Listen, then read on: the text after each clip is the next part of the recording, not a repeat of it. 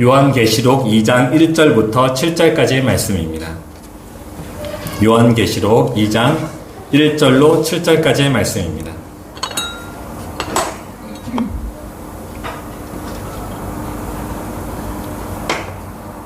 찾으신 줄 믿고 교독하도록 하겠습니다. 제가 먼저 읽겠습니다. 에베소 교회에 사자에게 편지하라. 오른손에 있는 7뼈를 붙잡고 7 금촛대 사이를 거니시는 이가 이르시되 내가 내 행위와 수고와 내 인내를 알고 또 악한 자들을 용납하지 아니한 것과 자칭 사도라 하되 아닌 자들을 시험하여 그의 거짓된 것을 내게 드러낸 것과 또 내가 참고 내 이름을 위하여 견디고 게으르지 아니한 것을 아노라. 지는 것이 있나니 너의 처음 사랑을 버렸느니라. 그러므로 어디서 떨어졌는지를 생각하고 회개하여 처음 행위를 가지라. 만일 그리하지 아니하고 회개하지 아니하면 내가 내게 가서 내 촛대를 그 자리에서 옮기라. 오직 이것이니 내가 내 물당의 행위를 미워하는도다. 나도 이것을 미워하노라. 귀 있는 자는 성령이 교회들에게 하시는 말씀을 들을지어다. 이기는 그에게는 내가 하나님의 낙원에 있는 생명나무의 열매를 주어 먹게 하리라. 아멘. 잠깐 기도하겠습니다. 사랑과 은혜 하나님 감사합니다. 오늘 에베소 교회를 통해서 우리들에게 첫사랑을 회복하라고 말씀하셨습니다. 아버지 하나님, 그 뜨거웠고 그 싱그러웠으며 풋풋했던 그 첫사랑을 우리가 다시금 기억나게 해주고 회복시켜 주셔서 예수 그리스도에 향한 그 첫사랑이 우리의 일상의 삶 속에서 날마다 경험되어질 수 있도록 인도하여 주옵소서. 아멘. 하나님께서 함께 하실 것을 믿고 감사드리며 예수 그리스도의 이름을 기도드렸습니다. 아멘. 말씀을 나누기 전에 한 가지 좀 여러분들에게 당부의 말씀이 좀 있어서 그거 먼저 말씀드리겠습니다. 제가 이제 설교를 할 때 교회라고 얘기하고 또 여러분이라고 이야기할 때가 종종 있어요. 그러면요, 여러분 생각하실 때 교회는 나고 나는 교회입니다. 그것을 분리해서는 안 돼요. 하나예요. 하나. 그것을 꼭 염두에 두십시오. 믿음과 사랑도 똑같은 거예요. 믿음과 사랑도 분리되고 다른 것이 아닙니다. 믿음과 사랑도 하나예요. 그러니까 그것을 염두에 두시고 오늘 설교의 말씀을 들으시면요, 은혜가 넘칠 거라고 믿습니다. 자, 남자가 태어나서 3명의 여자의 말을 잘 들으러 갑니다.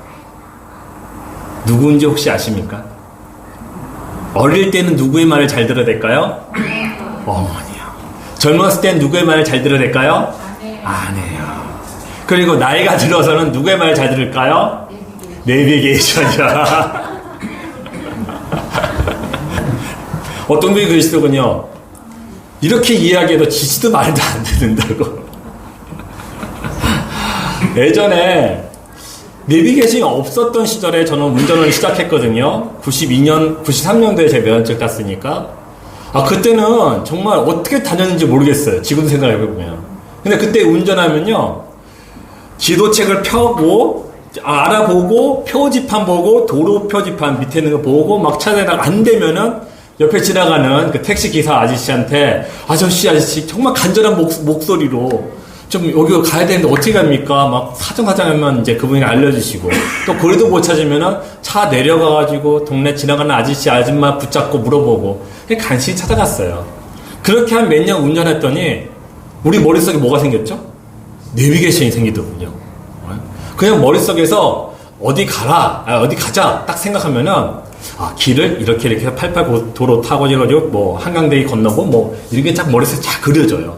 그리고 샛길까지 딱 생각나요. 이쪽을 샛길로 가면은 차 안 막히고 바로 가겠다. 막 이렇게 되잖아요. 그런데 지금은 내비게이션이 없으면 못 가겠어요. 너무 편리해요. 또 안내도 너무 잘해줘요.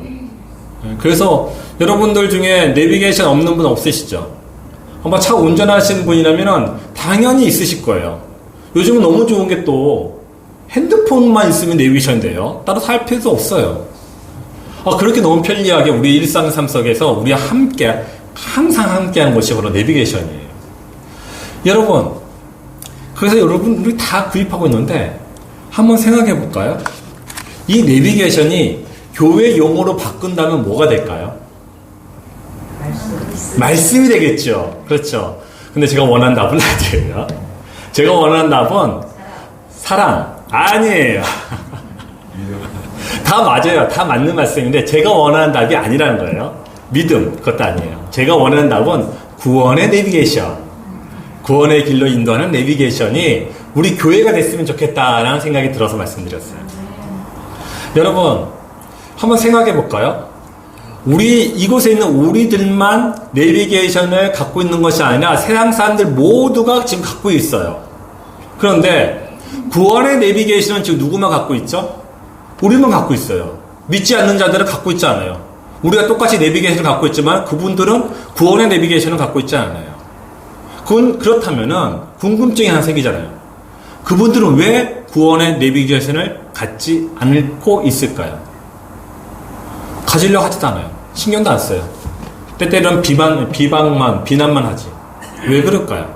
아주 쉬워요. 그들에게 그게 필요 없기 때문에.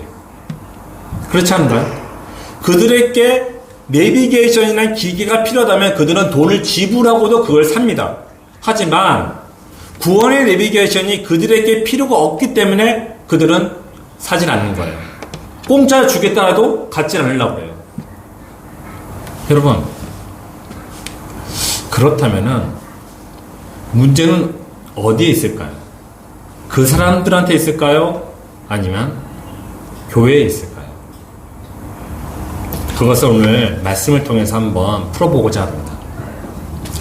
예전에 독일의 아주 유명한 신학자 칼 바르트라는 사람이 있었어요. 그 사람이 이런 이야기 했습니다. 교회는 세상의 방식과 전혀 다른 새로운 문화를 가지고 있다. 그래서 세상과 매사에 충돌한다. 이를 통해 세상에 인생의 바른 길을 보여주는 표지판 역할을 교회가 감당해야 한다. 라고 얘기했습니다. 이 말은요, 교회는 세상과 다르다. 그 한 가지와 또 교회는 늘 세상을 향해서 표지판, 바른 길, 옳은 길, 의의 길로 갈 수 있는 표지판 역할을 감당해야 한다는 것을 의미하고 있습니다.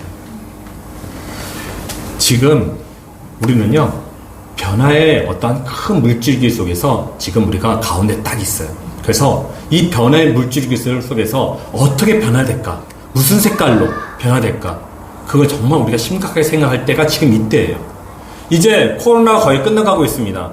위드 코로나. 그러니까 위드 코로나라는 걸 쉽게 얘기하면은 코로나가 있지만 코로나가 없는 것처럼 살겠다는 거 아니겠습니까? 그러면 지금 다시 원상 회복하는 거예요. 예전에 코로나가 없었던 시기로. 네? 그럼 지금 이때에 우리 주님의 교회는 무엇을 준비하면 좋을까요? 어떤 색깔로 변화되면 좋을까요? 옛날 다시 돌아가야 됩니다. 근데 옛날에 돌아가는데 어디로 갈 거냐 이거예요. 옛날에 어떤 모양으로 돌아갈 거냐고요. 옛날에 어떤 기준으로 돌아갈 거냐 그것이에요. 우리가 그동안 한국교회의 폐해에 대해서 많은 이야기를 나눴습니다. 그러면 그것이 없는 쪽으로 가야 되지 않겠습니까? 그리고 그렇게 가는 도중에 우리가 주변에 있는 사람들에게 이쪽이 우리가 가는 길이 바로 옳은 길이고 바른 길이며 의의 길이니 나를 따라오세요 라고 표지판을 세워줘야겠죠. 지금이 중요해요. 지금이요. 여러분들 여기 계신 모든 분들은 교회에서 본다면은 지도자급입니다. 여러분 정말 기도하셔야 됩니다. 하나님의 뜻이 무엇인지 심각하게 하셔야 됩니다. 내년을 준비하십시오. 2달밖에 안 남았습니다. 오늘 주님께서 에베소 향해서 칭찬과 질책 2가지의 말씀을 하셨습니다. 먼저 에베소라는 교회에 대해서 여러분들과 함께 좀 알아보고자 합니다. 에베소 교회. 에베소 혹시 그 터키 남동쪽에 있는 항구 도시거든요. 혹시 다녀오신 분 계신가요? 나는 갔다 오셨어요? 저는 2012년도에 다녀왔는데 몇 년도에 갔다 오셨어요? 2009년도. 저보다 선배님이시네요. 에베소 교회를 에베소 도시를 가봤거든요. 정말 화려해요. 그래서 여러분들 중에 안 가신 분들을 위해서 제가 가서 찍은 사진들을 한번 준비해 봤어요. 정말 큽니다. 정말 크고요. 지금 거의 무너져 있는데 상상으로 건물들이 다 세워져 있다고 생각해 보세요. 이게 지금 저 끝에 보이는 곳이, 요 끝이 보이는 곳이 두란노 서원인데, 지금 요쪽에 입구에서 쭉 걸어가는 거예요. 그럼 옆에 동상이나 원래 다 세워져 있었어요. 여기 밑에 다 세워져 있어요. 그리고 옆에는요, 건물들이, 화려한 건물들이 다 줄비하게 서 있었던 것이에요. 넘겨볼까요? 네. 이게 건물인데요. 이 대리석으로 만들었어요. 지금은 울긋불긋하지만요, 그때는요, 정말 밝았어요. 깨끗했어요. 그리고 이거 같이 아치형도 있고 막 이렇게 있지 않습니까? 2000년 전에 만들어진 거예요. 여기 두란노 서원이요. 2층 건물이고요. 원래 여기 다 건물 위에 다 있는 건데 무너져 버려서 그래요. 시간이 없으니까. 여기가 이제 원형 극장입니다. 여기 밑에 있는 사람이 저인데, 어쨌든 원형 극장이에요. 원형 극장이고 옆에 계단인데, 정말 가서 보면요, 정말 대단해요. 감탄이 절로 나와요. 와, 이거 어떻게 이렇게 만들었을까, 2000년 전에. 할 정도로 정말 감탄이 절로 나오고요. 원형 경기장에서 여기 한 집사님께서 이제 찬양을 부르셨는데, 제가 이게 지금 약간 좀 가깝게 보이지만 사실 거리가 좀 있는 거리인데, 이게요, 정말 잘 울려요. 와, 그래서 정말 대단하다. 저렇게 거리가 멀리 떨어져 있는데도 불구하고도, 야, 저게 어떻게 저렇게까지 맑은 소리가 잘 들릴 수 있을까? 할 정도로 정말 잘 만들었더라고요. 다 됐나? 아. 네. 하여간, 이렇게 화려하게 건물을 지을 수 있을 정도로 항구 도시였던 에베소는요, 돈이 많았어요. 그리고 지금은 원래 저쪽, 저 끝이 원래 바닷가였거든요? 바닷가였는데, 이게 지금 세월이 흐르다 보니까 물이 빠지고 내륙이 돼버렸어요. 저기까지 배들이 들어와서 거기서 에베소를 통해서 터키 내륙으로 이제 물건들이, 상품들이 흘러갔어요.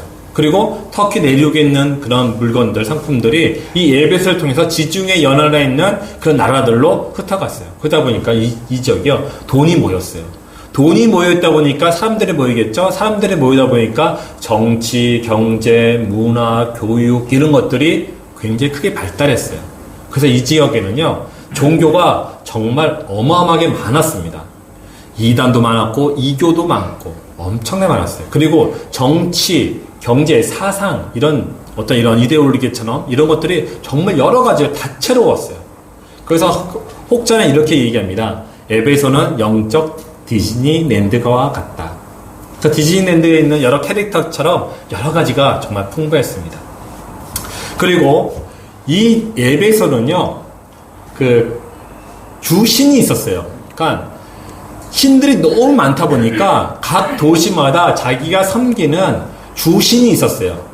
그 주신이 이 에베소에는 바로 아세라 또는 이제 여기서 말씀드리는 이제 아데미, 예, 그런 게 바로 이 에베소의 주신이었습니다. 아데미 하면 생각나는 거 있죠? 바울이 에베소에 가가지고 복음을 전도하는데 아데미 상을 파는 상인들하고 마찰이 일어났어요. 그래서 감옥에 갇혔던 사건이 있었던 곳이 바로 에베소입니다.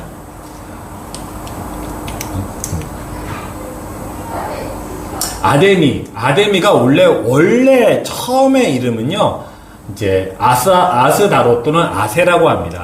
아세라 얘기 아시죠? 엘리야와 바알 선지자 450명과 아세라 선지자 400명과 그 갈멜의 전투에서 일어났잖아요. 그때 이름이 아세라예요. 여기서부터 시작돼요. 이 여신이 훗날에 이나나 이스타르라고 합니다. 이게 훗날에요. 아수르라는 나라 들어보셨죠? 바벨론, 아수르, 페르시아. 이 나라의 주신이 됩니다. 특별히 바벨론은요, 바벨 성이 어마어마하게 커요. 근데 그 정문을 바로 이렇게 타일로, 도자기로 이렇게 만들었어요. 이 색깔로 만들었는데, 이 성을 바로 이제 그 이스타르, 아까 그 이름, 이스타르라는 그 여신의 이름을 따서 이 성을 이스타르 성이라고 얘기했어요. 이게 주성인데, 이게 바벨론 성이에요. 이게 밑에 주성입니다. 이게 이스타르 그 여신의 그 문입니다. 이게 어마어마하게 커요. 이게 도자기로 만들었답니다. 도자기로.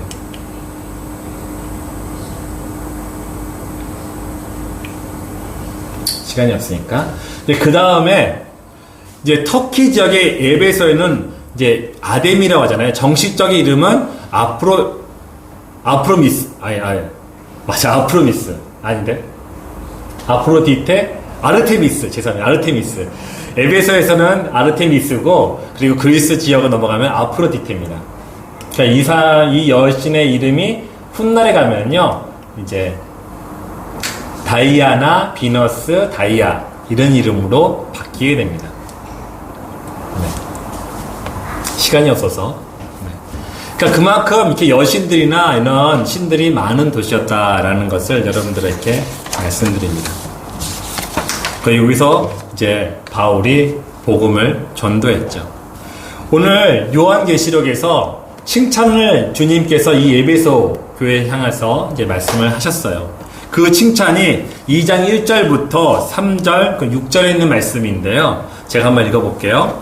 에베소 교회의 사자에게 편지하라. 오른손에 있는 7뼈를 붙잡고 7 금촛대 사이를 거니시는 이가 이르시되 내가 내 행위와 수고와 내 인내를 알고 또 악한 자들을 용납하지 아니한 것과 자칭 사도라 하되 아닌 자들을 시험하여 그의 거짓된 것을 내가 드러낸 것과 또 내가 참고 그 이름을 위하여 견디고 게으르지 아니한 것을 아노라.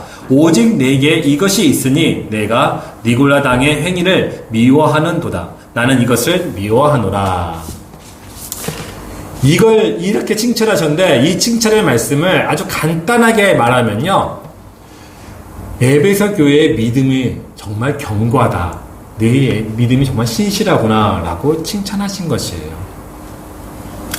여러분, 제가 아까 전에 말씀드렸지만요, 나는 교회고 또 교회는 나인 것이에요. 생각해 볼게요. 지금 주님께서 에베소 교회에 향해서 너희는 정말 믿음이 견고하구나, 너희의 행위와 수고와 인내가 정말 나는 칭찬하고 싶다라고 말씀하셨잖아요. 그것은 교회에만 말하는 게 아니라 나 자신에게도 얘기하는 것이에요. 그래서 여러분, 이 교회를 향해서 예수님이 하신 이 말씀, 이 칭찬들, 특히 믿음에 관련돼서는요, 우리가 정말 끝까지 붙잡고 나가야 됩니다. 믿음이 흔들려서는 안 돼요.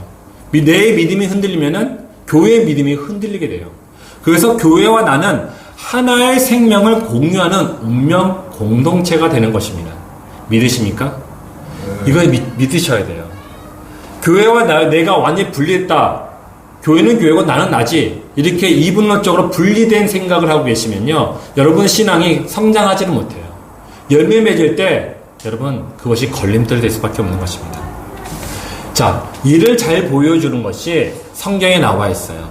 여러분, 모르드게와 에스더의 이야기 아십니까? 아마 다 옛날에 한번 다 들어보셨던 그런 내용일 거예요. 예전에 이스라엘 백성들이 바벨론에 의해서 포로로 4번에 잡혀가요. 잡혀간 다음에 훗날 70년이 지난 다음에 3번에 의해서, 또 후에 4번까지 얘기할 수 있겠지만 3번에 의해서 돌아오게 됩니다. 포로 귀환을 하게 되는데, 첫 번째, 두 번째 포로 귀환 이후에 아직까지도 이 바벨론에 남아 있었던 이스라엘 백성들이 있었어요. 근데 그때 바벨론이 페르시아라는 나라로부터 정복을 당합니다. 그래서 나라가 바뀌어요. 그러니까 페르시아의 제국 속에서 지금 남아있는 이스라엘 백성들의 이야기가 바로 모르드게와 에스더의 이야기인데, 다 알다시피요, 에스더가 정말 우여곡절 끝에 왕비가 됩니다. 왕비가 돼요. 그 왕비가 돼서 이제 살아가고 있는데, 그의 삼촌인 모르드게가 페르시아 제국의 2인자였던 하만하고 부딪히게 됩니다. 이 모르드게가요, 왕궁의 문지기로 있었거든요. 문지기로 서 있는데 하만이 딱 오고 있어요. 국가의 제2인자가. 그러면 옆에 있는 사람들이 다 절을 합니다. 고개를 숙이고 무릎을 꿇고 막 절을 해요. 그런데 이 모르드게는 하만을 보고서 절을 하지 않는 것이에요.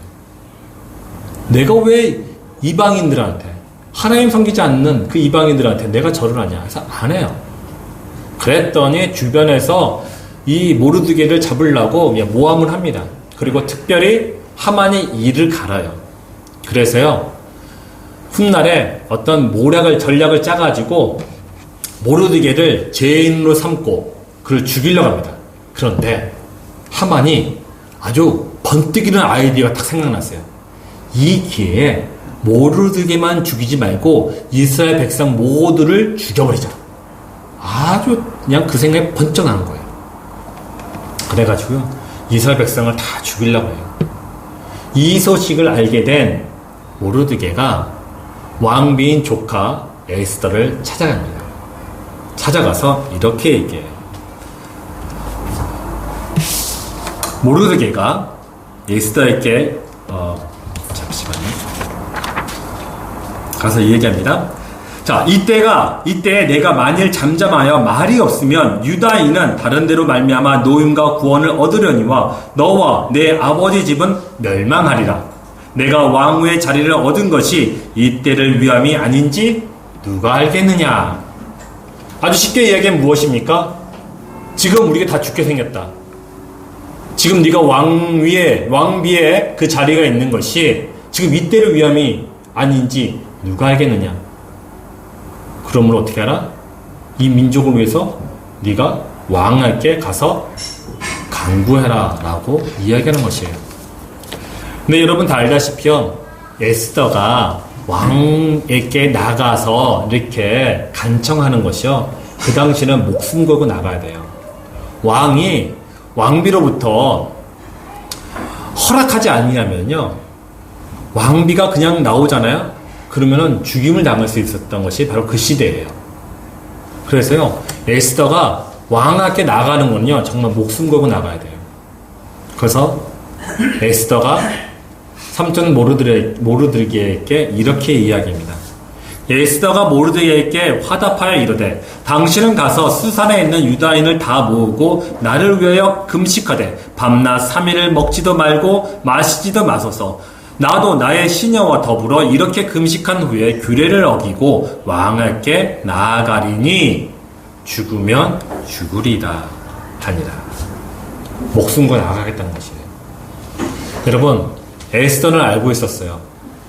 이번 일로 자신의 민족 이스라엘 백성들이 다 죽임을 당한다는 거, 그리고 이 이스라엘 백성들이 죽임이 당하는 것만 멈추는 것이 아니라 이들이 믿고 있는 여호와 하나님의 그 신앙심, 그것 또한 이 땅에서 사라질 것이라는 것을 에스더는 알고 있었어요. 그래서 그는 일사각오의 각오로 왕에게 나가겠다고 했어요. 어떻게? 죽으면 죽으리라. 에스더는요, 자신의 안위가 곧 공동체의 안위고 공동체의 안위가 곧 나의 안위라는 것을 인식했던 사람입니다. 믿음이라는 것은 바로 그런 것이에요. 우리가 공동체 안에서 믿음을 받습니다. 공동체로 해서 우리가 많은 것들을 우리가 유익을 얻어요. 거기서 우리가 갖고 있는 것을 우리가 스스로만 갖고 있고 끝나는 것이 아니죠. 우리가 갖고 있는 것 또한 공동체에 나누어져야 되는 것입니다. 서로 공유가 되어야 돼요. 그래야지 공동체가 건강해지고 내가 건강해지고 내가 건강해지고 공동체가 건강해지는 것입니다. 나의 유익이 공동체의 유익이 되고 공동체의 유익이 나의 유익이 되는 것이죠. 이것이 믿음의 한 방법이에요. 한 행위이고 한 모습인 것이에요. 사랑하는 성도 여러분, 우리가 교회를 지금 새롭게 변화시켜야 할 이때에 우리가 정말 우리의 믿음을 교회에 어떻게 보여주겠습니까? 내가 먼저 변해야 돼요. 내가 먼저 하나님 앞에 나아가야 되고, 내가 먼저 하나님의 말씀에 겸손해야 되고, 내가 먼저 하나님을 신뢰해야 됩니다. 그래야지 교회가 변화돼요.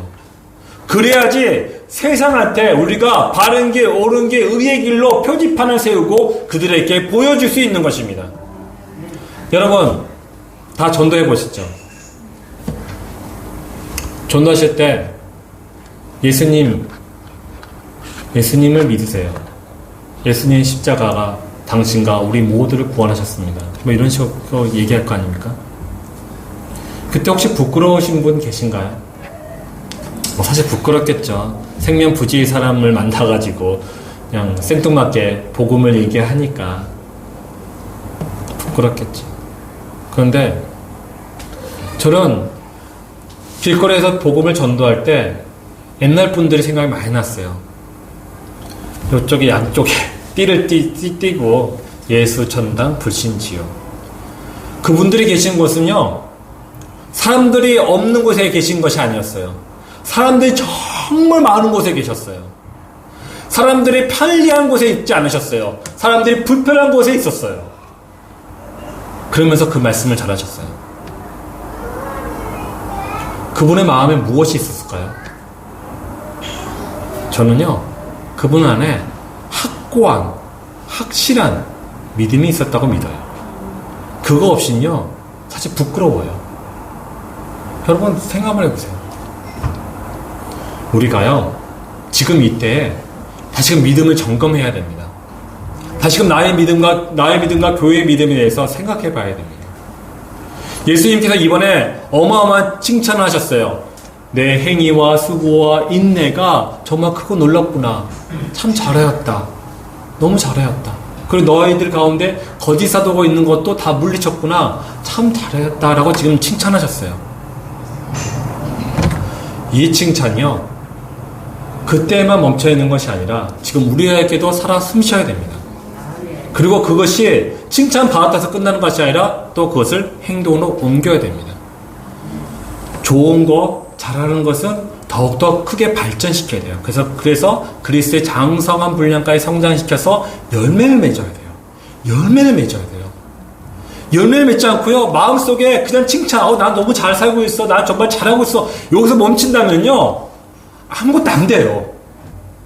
정말 아무것도 안 돼요. 열매가 맺혀야 돼요. 그러기 위해서는요, 여러분, 우리의 신앙 전체를, 믿음에 대한 것들을 생각해 볼 필요가 있는 것이에요. 그 다음에 예수님께서 우리에게 칭찬하시는 것 중에 한 가지가 뭔지 아시죠? 바로 우리의 가운데 거짓 사도를 내쫓았다는 것이에요. 내쫓았다. 잘했다. 여러분, 한번 생각해 볼게요. 에베소 교회인들이 자신의 믿음을 지키는 게 당시 쉬웠을까요? 아주 어려웠을까요? 네? 어려웠을 거예요. 교회에서는 찬양 부리고 또 예배 드리고 뭐 말씀 듣고 기도하면서 정말 우리 몸과 영혼과 마음이 거룩해지고 깨끗해지는 것 같아요. 근데 세상 밖에 나가면 어땠을까요? 혼탁했어요. 아까도 말씀드렸지만은요, 종교적으로 아주 문란했어요. 그리고 지금 교회에서 주시는 하나님의 영적인 은혜와 어떤 지식과 또 이 사랑, 이런 것보다 더 달콤하고 매혹적인 것들이 세상엔 정말 많았어요. 내 꿈을 이룰 수 있는 것들이 세상에 너무 많았어요. 그렇다면은 그들의 신앙을 지키는 것이 쉬웠을까요? 어려웠을까요? 저는 어려웠을 거라고 생각 들어요. 왜냐하면 세상에 사는 시간이 교회에서 있는 시간보다 더 많거든요. 세상에 있을 때 내가 정신 바짝 차리지 않고 깨어나 있지 않으면요, 내 마음은 세상에 뺏기기 너무 쉬운 조건이었어요. 이런 조건 속에서 그들의 신앙을 지켰다는 건 정말 놀라운 것이에요. 그런데 우리들의 현실의 모습을 한번 생각해 볼게요. 여러분, 아침에 딱 일어나서 여러분 제일 먼저 하시는 게 뭡니까? 아침에 딱 일어나서 제일 먼저 하시는 거, 기도? 말씀 읽기?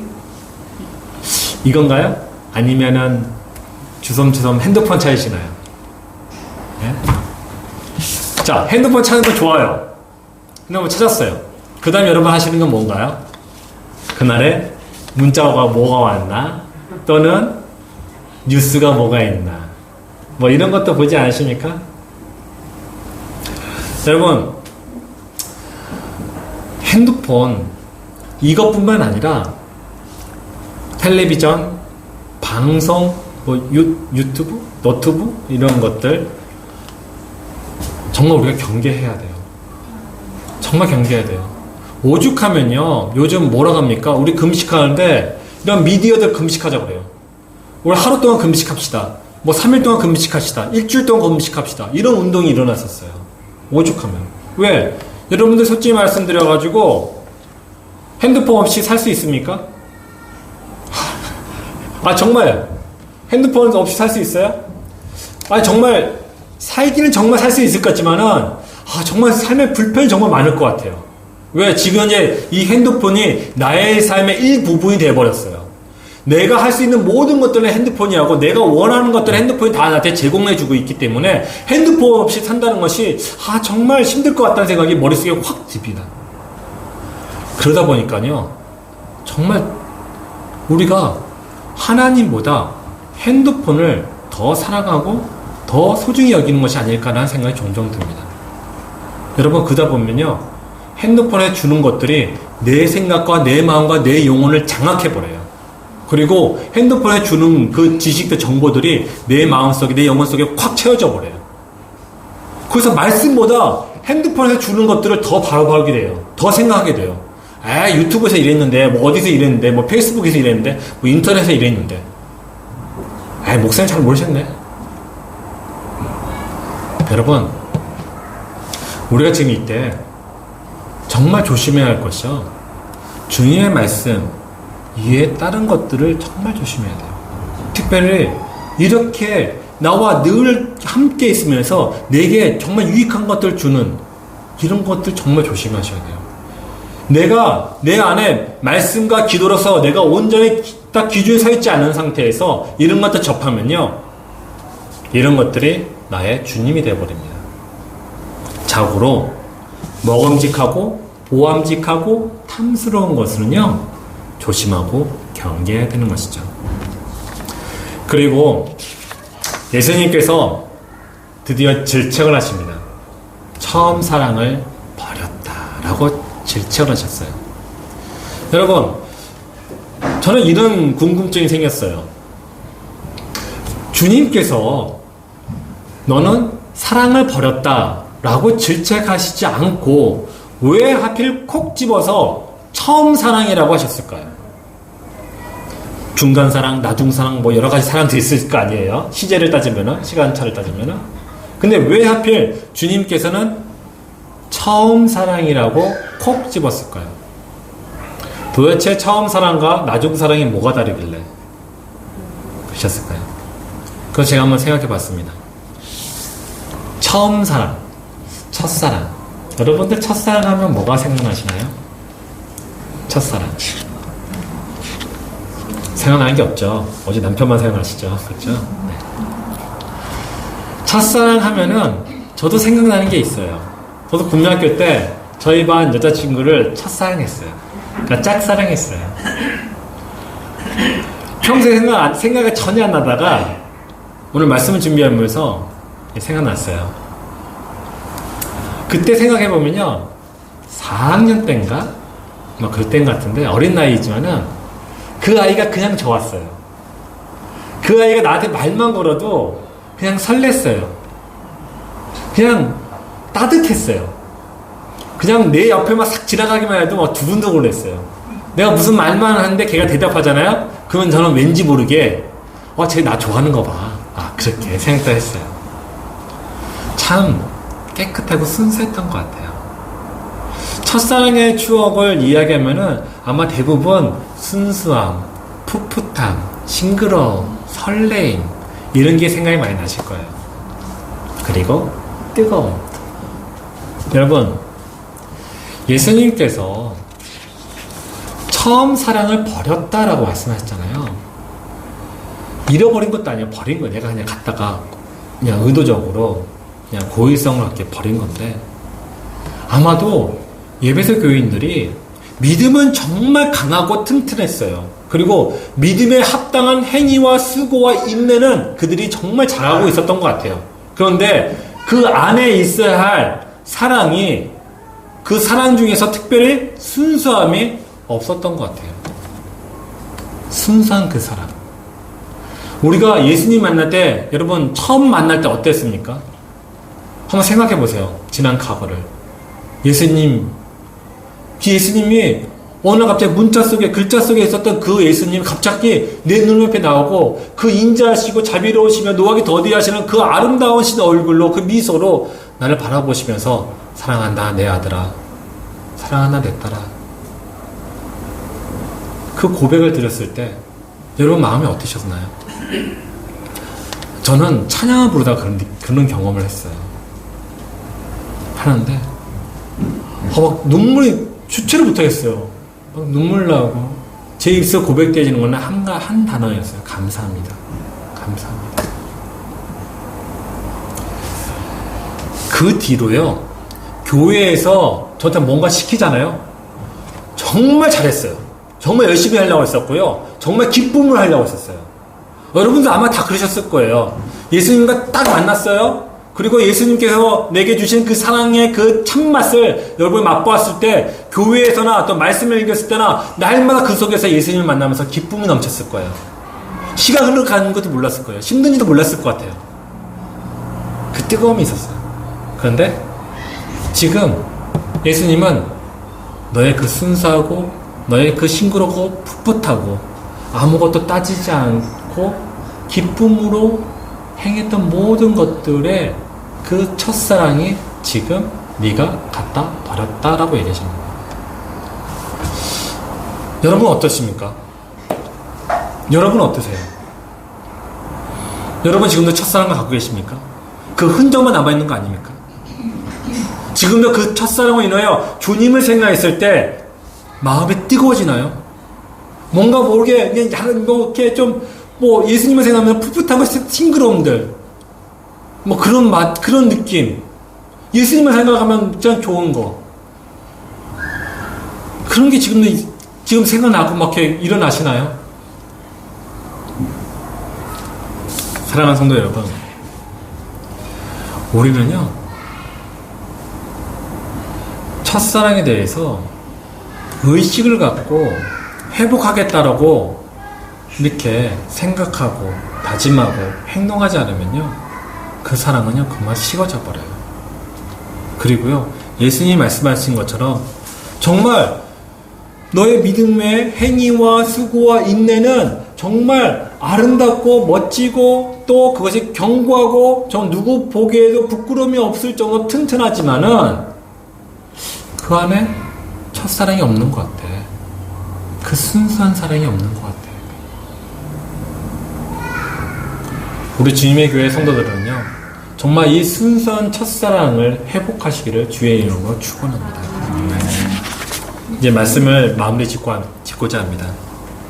오늘 주님은 예배소 교회를 향해서 믿음과 사랑에 대해서 말씀하셨습니다.